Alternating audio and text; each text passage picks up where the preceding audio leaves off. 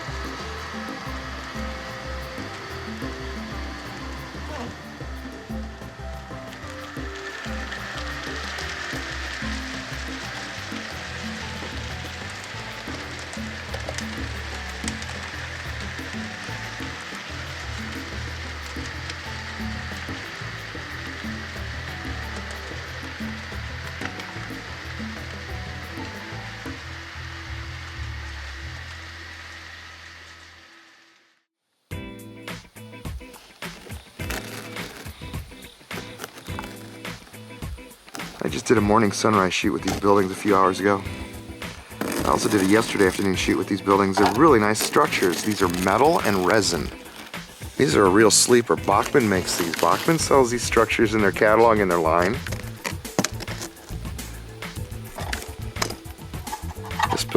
This structure is literally like a tin can welded, soldered together with tricked out details and a cast top.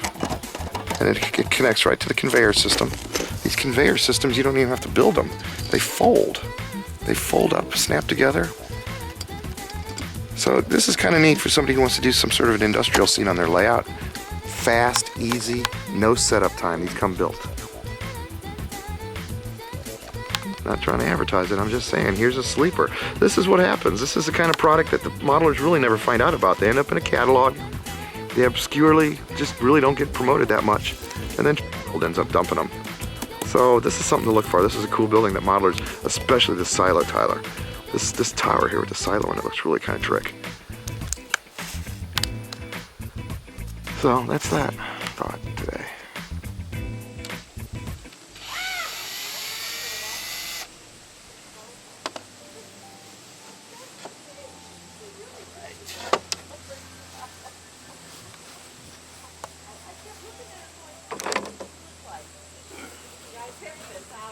That's a pretty nice looking model, Mike. Yes.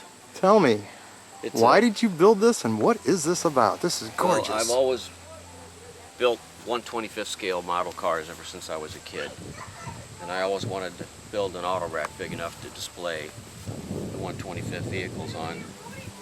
So I started this project over 30 years ago. I built the flat car, and back then I didn't really know much about the dimensions. I was just kind of making things up, and it's about a scale foot too wide. But other than that, it's all pretty much scale. I made all the uprights and made all these parts from scratch. I resin cast a lot of things, like the gussets inside, the brake shoes, and then as far as the vehicles go, these are all AMT 69 Chevelles. There's a couple resin kits in here. This is a resin El Camino, and this is a resin station wagon. But I had to do a lot of work on it, and I put the trim on there, the trim on the roof, and I made all these vehicles look like they were being shipped brand new from the GM plant in Leeds, which is outside of Kansas City, Missouri. I hand cast a lot of parts for the vehicles, open wheels, headrests, bench seats, steering columns, and then I did a lot of body work on several vehicles. I changed them into 4-doors, which involved kit bashing a roof and all that stuff. So anyway, there's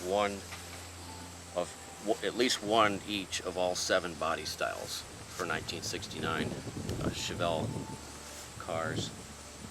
I did a lot of trim with bare metal foil on the vehicles, and I had to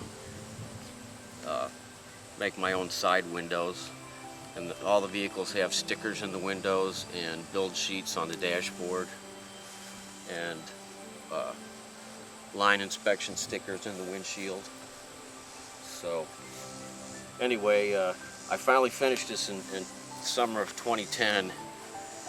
A couple years earlier, I had some of the people from the St. Louis RPM over at my house, and this was in stages of construction at the time, and one of the guys there, Wayne Hallowell, said, boy, it sure would be nice if you could get this done for the next RPM meet. So it kind of spurred me on, because I'd been sitting on it for 20 years while I had kids and raised a family and everything. So finally I got fired up, and the original flat car is made out of wood. I built the rest of the rack out of styrene and painted it, used decals from Tom Stolte, Oddballs decals. He custom made them for me. And then I spent the whole summer of 2010 doing the car models that I had for years. And I had enough to actually do 2 auto racks, but I cannibalized some of the other models for parts and stuff, but I still might do another one.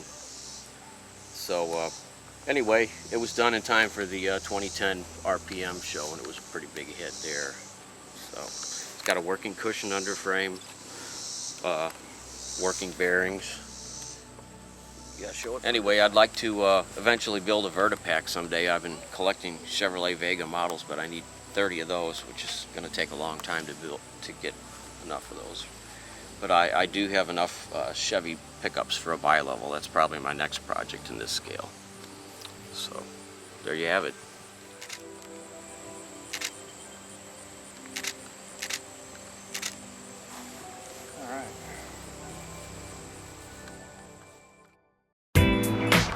Here's a What's Neat this week. At the NMRA Nationals in Atlanta this summer, Bachmann announced a few building kits. One of them was a resin kit of an ice cream store. And I just happened to find the prototype of this kit right on Highway 55, out in the middle of Illinois. They say they purchased the building on eBay.